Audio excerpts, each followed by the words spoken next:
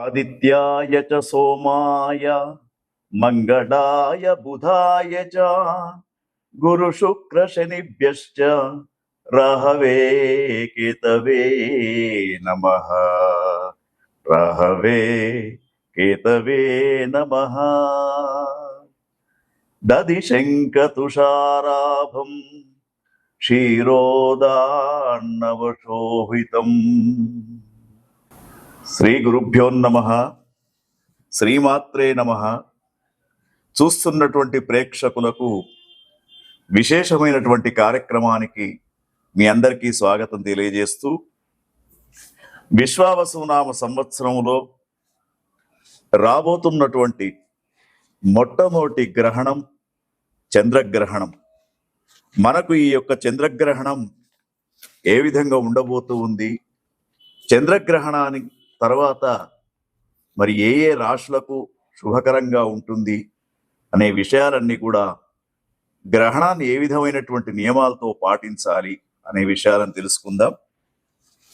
విశ్వావసునామ సంవత్సరంలో భాద్రపద శుక్ల పౌర్ణమి రోజున, అంటే తేదీ 7/9/2025 ఆదివారం రోజున రాత్రి శతభిష నక్షత్ర మేషలగ్న సోమోపరోగ పింగళవర్ణ దక్షిణ శరము నైరుతి స్పర్శ ఆగ్నేయ మోక్షం రాహుగ్రస్త సంపూర్ణ చంద్రగ్రహణము ధృతియోగము మరి కలుగుతూ ఉన్నది. ఈ యొక్క చంద్రగ్రహణం అనేది మనకు భారతదేశంలో సంపూర్ణంగా కనబడుతూ ఉంటుంది. భారతదేశంతో పాటు ఇతర దేశాలలో కూడా కొన్ని ప్రాంతాలలో ఈ యొక్క చంద్రగ్రహణాన్ని చూడడానికి అవకాశం ఉంటుంది.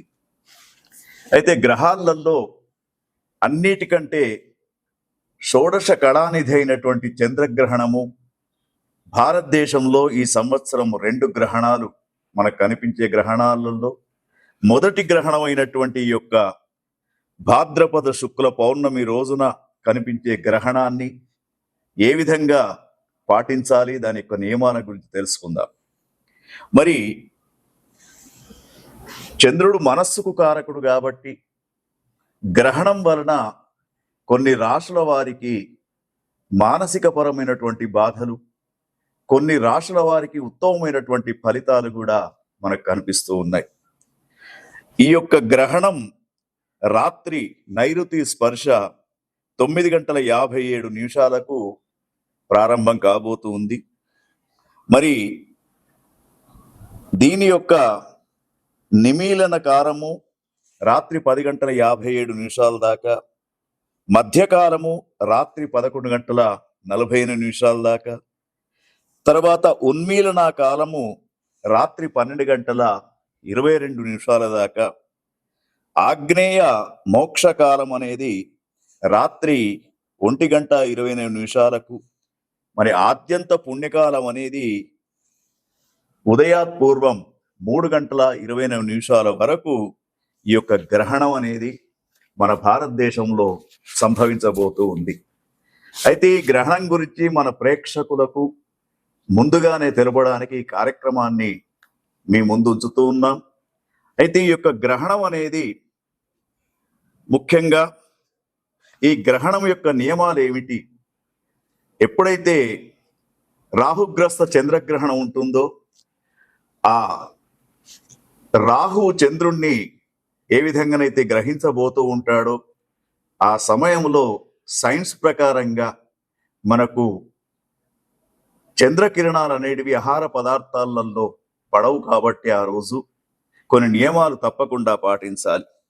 ముఖ్యంగా మధ్యాహ్నం భోజన సమయం 1 గంట లోపుగా భోజన సమయాన్ని ముగించుకోవాలి. తర్వాత రాత్రి భోజనం అనేది ఒక వృద్ధులకు చిన్నపిల్లలకు మాత్రమే సాయంకాలం 7:40 దాకా అవకాశం ఉంది. మిగతా వాళ్ళందరూ కూడా రాత్రి భోజనం చేయకుండా ఉండడమే శుభ సూచకంగా చెప్పబడుతూ ఉంది. అయితే ఈ భోజనం చేయకుండా ఉండడం అనేది మూఢనమ్మకం అనుకోవద్దు. మనకు ప్రత్యక్ష దైవాలైనటువంటి సూర్యచంద్ర గ్రహణాలు వచ్చినప్పుడు జీర్ణక్రియలో కొంత మార్పు వస్తూ ఉంటుంది కాబట్టి అనవసరమైనటువంటి అనారోగ్యానికి గురి కాకూడదని చెప్పేసి మన పూర్వీకులు ఈ యొక్క భోజన వ్యవస్థను ఈ విధంగా పెట్టడం జరిగింది. తర్వాత ఈ గ్రహణం అనేది ముఖ్యంగా గ్రహణం రోజున మనందరికి కూడా తెలుసున్నటువంటి విషయము, సాయంత్రం దేవాలయాలన్నీ కూడా మూసి ఉంటాయి. గర్భవతులు, చిన్నపిల్లలు, రోగులు, వృద్ధులు వారికి మాత్రం రాత్రి 7 గంటల దాకా స్వల్పాహారం తినడానికి అవకాశం ఉంది. వేదకాలంలో భోజనము, నిద్రపోవడము, తర్వాత మైథున్యము ఇవన్నీ కూడా నిషిద్ధం అని చెప్పేసి మన పూర్వీకులు చెప్పడం జరుగుతూ ఉంది. అయితే ఈ యొక్క గ్రహణ సమయంలో మరి ఎవరికైతే ఒక 4 రాశుల వారికి ఉత్తమ ఫలితం, 4 రాశుల వారికి మధ్యమ ఫలితం, 4 రాశుల వారికి అధమ ఫలితం అనేది చెప్పబడుతూ ఉంది పంచాంగ శాస్త్రంలో. మరి యొక్క 4 రాశులలో ఉన్నటువంటి వారందరికీ కూడా ఒక సూచన ఏమిటంటే, అధమ ఫలితాలు ఉన్నటువంటి వారు తప్పకుండా గ్రహణ మోక్షకాలం తరువాత వారంతా కూడా వీలైనంత వరకు నదీ స్నానం చేయడం శ్రేయస్కరంగా చెప్పబడుతూ ఉంది.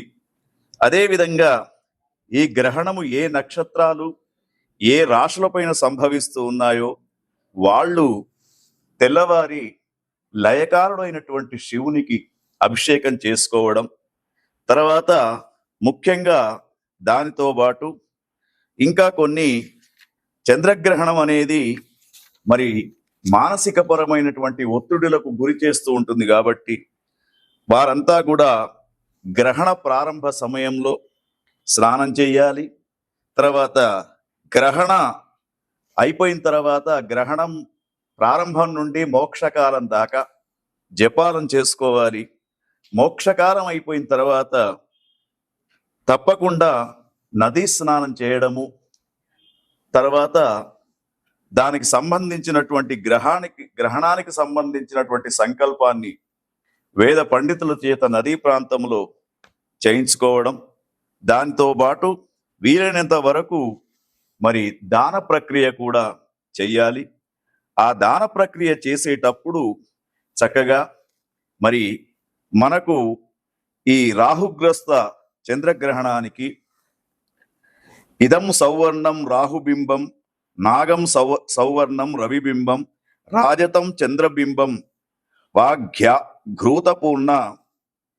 ఘృతపూర్ణ కాంసపత్ర సహితం అని చెప్పేసి ఒక నేతితో నిండినటువంటి రాగి పాత్ర, అదేవిధంగా ఇంకా కొన్ని చెప్పడం జరుగుతూ ఉంది. నాగ ప్రతిమ, తర్వాత చంద్ర ప్రతిమను కూడా ఒక వేద పండితునికి దానం చేస్తూ ఈ గ్రహణము మానసిక పరమైనటువంటి బాధలు రాకుండా చూడమని చెప్పేసి ఆ యొక్క భగవంతునికి నమస్కారం చేస్తూ, తమోమయ మహాభీమ సోమ సూర్య విమర్దన హేమతార ప్రధానేన మమ శాంతి ప్రదో భవ అని చెప్పేసి విధంతుద నమస్తుభ్యం సిమ్మికానంద అచ్యుత దానే నానేన నాగస్య రక్షమాం వేదజాం భయాత్ అని చెప్పేసి మరి యొక్క గ్రహణం వల్ల ఎటువంటి బాధలు రాకుండా ఉండడానికి దాన ప్రక్రియ అనేది చెయ్యాలి. వీలైనంత వరకు పితృతర్పణాలు అందించడం, నదీ స్నానం చేయడం, దాన ప్రక్రియ చేయడం అనేది ఈ మన ప్రేక్షకులకందరికి కూడా చెప్పినటువంటి సూచన. ఇంకా మీకు ఈ గ్రహణం గురించి కానివ్వండి, మీ రాశులలో చంద్రుని యొక్క అంశ గురించి కానీ తెలుసుకోవాలంటే కింద కనబడుతున్నటువంటి నెంబర్కు ఫోన్ చేసి వ్యక్తిగతంగా కూడా మీరు సంప్రదించవచ్చు. గ్రహణానికి సంబంధించినటువంటి మరి మోక్షకాలం తర్వాత ఎటువంటి వాటికి పరిష్కారం చేసుకోవాలనే సూచనలు కూడా మీకు అందించబడతాయి. ఓం తత్సత్. చూస్తున్నటువంటి ప్రేక్షకులకు స్వాగతం. విశ్వావసునామ సంవత్సరంలో భారతదేశంలో విశేషంగా కనిపిస్తున్నటువంటి చంద్రగ్రహణం భాద్రపద మాసంలో భాద్రపద శుక్ల పౌర్ణమి రోజున ఆదివారం 7వ తేదీ 9వ నెల రోజున జరుగుతున్నటువంటి చంద్రగ్రహణం ఒక్కొక్క రాశి వారికి ఎట్లా ఉండబోతుందనే విషయాలను చూసినప్పుడు 7వ రాశి అయినటువంటి తులారాశి జాతకులకు ఈ యొక్క చంద్రగ్రహణం అనేది మరి 5వ స్థానంలో చంద్రుడు ఉన్నాడు కాబట్టి 5వ స్థానంలో చంద్రుని యొక్క అనుకూల్యత మధ్యమంగా ఉంటూ ఉంటుంది. తులారాశి వారికి ఈ యొక్క చంద్రగ్రహణం మాత్రం మధ్యమమైనటువంటి ఫలితాలను ఇస్తూ ఉంటుంది. విశ్వావసునామ సంవత్సరంలో తులారాశి వారికి గ్రహస్థితిని గమనించినప్పుడు గురువు యొక్క స్థానం 9, శని యొక్క స్థానం 6, తర్వాత రాహు యొక్క స్థానము 5, కేతు యొక్క స్థానము 11వ స్థానంలో ఉన్నాడు కాబట్టి మరి వీరికి గ్రహస్థితి కూడా అనుకూలంగా ఉంది. కానీ చంద్రగ్రహణం రోజున వీరికి సూచన ఏమిటంటే 5వ స్థానంలో చంద్రుడు ఉన్నప్పుడు మధ్యమమైనటువంటి ఫలితాలు వస్తూ ఉంటాయి కాబట్టి ఆ రోజున వీరు తప్పకుండా గ్రహణ శాంతి చేయించుకోవాలి. తర్వాత నదీ స్నానం చేయాలి. చంద్రునికి సంబంధించినటువంటి వస్తువులను దానం చేస్తూ ఒక వెండితో నాగబింబాన్ని తప్పకుండా వీరు చంద్రబింబాన్ని దానం చేస్తూ లయకారుడైనటువంటి శివునికి పంచామృతాలతో అభిషేకం చేసుకుంటే వీరికి యొక్క గ్రహణం చాలా అనుకూలంగా ఉంటుంది. ఓం తత్సత్.